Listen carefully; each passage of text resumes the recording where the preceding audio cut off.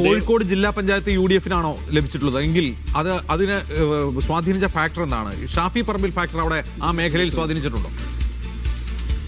Shafi Parambil factor Vadakara മേഖലയിൽ പ്രത്യേകിച്ചും കോഴിക്കോട് മേഖലയിൽ പൊതുവായും വളരെ കൃത്യമായി തന്നെ സ്വാധീനിച്ചു എന്ന് പറയേണ്ടി വരും. ഏറ്റവും പ്രധാനപ്പെട്ട കാര്യം പേരാമ്പ്രയുടെ തന്നെ. പേരാമ്പ്ര നമുക്കറിയാം, പേരാമ്പ്ര ഷാഫി പറമ്പിൽ മർദ്ദനമേറ്റ വലിയ സംഘർഷമുണ്ടായ ആ സ്ഥലത്ത് അതീവ വാശിയോടുകൂടി നടത്തിയ മത്സരത്തിൽ പേരാമ്പ്ര ബ്ലോക്ക് പഞ്ചായത്ത് വെച്ചാൽ അത് ഇതുവരെ ഈ ബ്ലോക്ക് രൂപീകരിച്ചതിന് ശേഷം ഇതുവരെ UDF-ന് കിട്ടാത്തൊരു ബ്ലോക്കാണ്.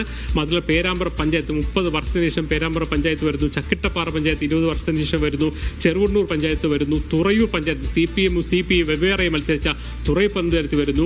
ജില്ലാ പഞ്ചായത്ത് ഡിവിഷനിൽ തന്നെ ജില്ലാ പഞ്ചായത്തിൽ ഇപ്പോഴും നേരിയ ലീഡ് UDF-നുണ്ടെങ്കിൽ പോലും അഴിയൂര്, തുറൈ, പിന്നെ മേപ്പയൂർ എന്ന് വെച്ചാൽ ഏറ്റവും കൂടുതൽ LDF-ന്റെ കോട്ടയായിരുന്ന ജില്ലാ പഞ്ചായത്ത് ഡിവിഷൻ വലിയ ഭൂരിപക്ഷത്തിലേക്ക് UDF പിടിച്ചെടുത്തിരിക്കുന്നു. ചോറൂർ ഡിവിഷനിൽ ശക്തമായ പോരാട്ടം നടക്കുന്നു.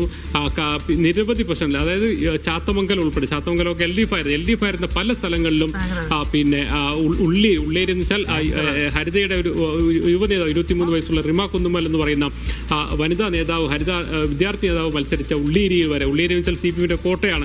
ആ സ്ഥലങ്ങൾ ഉൾപ്പെടെ നിരവധി സ്ഥലങ്ങളിൽ, അതായത് പ്രത്യേകിച്ചും വടകര മേഖലയിൽ ഏറ്റവും കൂടുതൽ ഉണ്ടായത്. അതേസമയം സ്ഥാനാർത്ഥി മികവുകൾ കൊണ്ട് പല സ്ഥലങ്ങളിൽ നേരത്തെ സൂചിപ്പിച്ചുള്ള കടലുണ്ട് വെച്ചാൽ 8000 വോട്ടിന് ഗവാസ് എന്ന് പറയുന്ന LDF-ന്റെ ജില്ലാ പഞ്ചായത്ത് വൈസ് പ്രസിഡന്റ് ജയിച്ച CPM നല്ല വേരോട്ടമുള്ള ആ കടലുണ്ടിയിൽ 2000-ലധികം ഭൂരിപക്ഷത്തിൽ ഇപ്പോഴും അഫീഫ മുന്നിൽ നിൽക്കുന്ന ഒരു സാഹചര്യം എന്ന് പറഞ്ഞാൽ എല്ലാ സ്ഥലങ്ങളും, പ്രത്യേകിച്ച് വടകരയിൽ കൃത്യമായി തന്നെ ഷാഫി ഫാക്ടർ വർക്ക് ചെയ്തിട്ടുണ്ട്. അതോടൊപ്പം തന്നെ ഈ നേരത്തെ UDF-ന് അനുകൂലമായത് ഈ ഭരണവിരുദ്ധ വികാരത്തെ അനുകൂലമാക്കാൻ അവർക്ക് കഴിഞ്ഞു. ശബരിമല വിഷയത്തെ മലബാറിലെ തെരഞ്ഞെടുപ്പ് ഫലത്തിന്റെ വിശദാംശങ്ങളാണ് അസ്ലം പങ്കുവെക്കുന്നത്. ലിജോ റോളൻസ് കൂടി നമ്മോടൊപ്പം ഉണ്ട് കൊല്ലത്ത് നിന്ന്. ലിജോ, കൊല്ലത്തിന്റെ കാറ്റ് മാറി വീശിയത് എങ്ങനെയാണ്, അതെങ്ങനെയാണ് റിഫ്ലക്ട് ചെയ്തിരിക്കുന്നത്? നിഷാദെ, കൊല്ലത്ത് കാറ്റ് മാറി വീശിയിട്ടുണ്ട്. കൊല്ലത്തെ UDF-ന്റെ മേയർ സ്ഥാനാർത്ഥി AK ഹഫീസ് വിജയിച്ചതിന് ശേഷം പ്രതികരിക്കണം. പ്രതികരണത്തിലേക്ക് ആദ്യം പോകാം. തീർച്ചയായും വലിയ പോരാട്ടം എന്നുള്ളതല്ല ഞാൻ മനസ്സിലാക്കുന്നത്. UDF-ന്റെ ചരിത്രത്തിൽ ആദ്യമായിട്ടാണ് ഇത്രയധികം ഒരുമയോടുകൂടി ഒറ്റക്കെട്ടായി ഒരേ മനസ്സോടുകൂടി പ്രവർത്തിച്ചിട്ടുള്ളത്. അതുകൊണ്ട് തന്നെയാണ് ഇത്രയും വലിയൊരു വിജയം നേടാൻ കഴിഞ്ഞത്. എല്ലാ ഭരണത്തിന്റെ മാത്രമല്ല, എല്ലാ രംഗത്തും ഉദ്യോഗസ്ഥന്മാരുടെ മുഴുവൻ അതിക്രമങ്ങളെയും നേരിട്ടുകൊണ്ടാണ് ഈ കടന്നു വന്ന മുഴുവൻ UDF കൗൺസിലർമാരും. പ്രത്യേകിച്ച് BJP-യുടെ വർഗീയത, അതിനേക്കാൾ വലിയ വർഗീയത CPM ഉപയോഗിച്ചു എന്നുള്ളതാ. BJP-യെക്കാളും വലിയ വർഗീയത ഉപയോഗിച്ചാണ് CPM പ്രാവശ്യം ഈ തെരഞ്ഞെടുപ്പ് രംഗത്തുണ്ടായിരുന്നത്.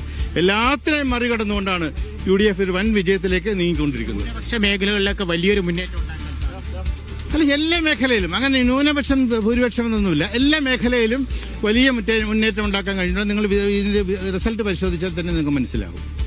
തീർച്ചയായും പ്രത്യേകിച്ച് ഞാൻ മനസ്സിലാക്കുന്നത് കഴിഞ്ഞ നൂറ്റാണ്ടുകാലം കൊല്ലം കോർപ്പറേഷനും അതിനു മുമ്പത്തുള്ള 5 വർഷക്കാലത്ത് LDF-ന്റെ മുനിസിപ്പൽ ഭരണവും ചേർന്ന് കൊല്ലത്ത് ജനങ്ങൾ പൊറുതി മുട്ടിയിട്ടാണ്.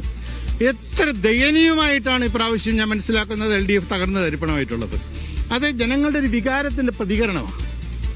അതന്നെയാണ് കൊല്ലം ജില്ലയിൽ ആകമാനം വലിയ ഒരു തിരിച്ചടിയാണ് LDF-ന് ഉണ്ടായിരിക്കുന്നത്.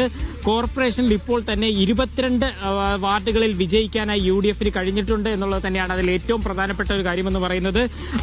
ആദ്യം തീരദേശ മേഖലകളിലൊക്കെ ആയിരുന്നു ശക്തി കേന്ദ്രങ്ങളിൽ, അത് മാറിയപ്പോൾ നഗരമേഖലകളിലും നൌഷാദ് MLA-യുടെ ആ ഒരു വാർഡിൽ പോലും വിജയിക്കാനായിട്ട്, അതായത് IML സ്ഥാനാർത്ഥിക്ക് വിജയിച്ച് കയറാനായിട്ട് സാധിച്ചിട്ടുണ്ട്. ഇനി ഏകദേശം ഒരു 10 വാർഡുകളുടെ ഫലം മാത്രമാണ് വരാനുള്ളത്. ഒരുപക്ഷെ ഒരു മുന്നണിക്കും കേവല ഭൂരിപക്ഷത്തിലേക്ക് എത്താൻ കഴിയാനുള്ള ഒരു സാധ്യത കുറവാണ്. പക്ഷേ മറ്റ് 2 മുന്നണികൾ കൂടെ ചേർന്ന് കഴിഞ്ഞാലും അത്രത്തോളം, അതായത് BJP-ക്ക് 10 സീറ്റും ഒപ്പം തന്നെ LDF-ന് 14 സീറ്റുമാണ് നിലവിലുള്ളത്.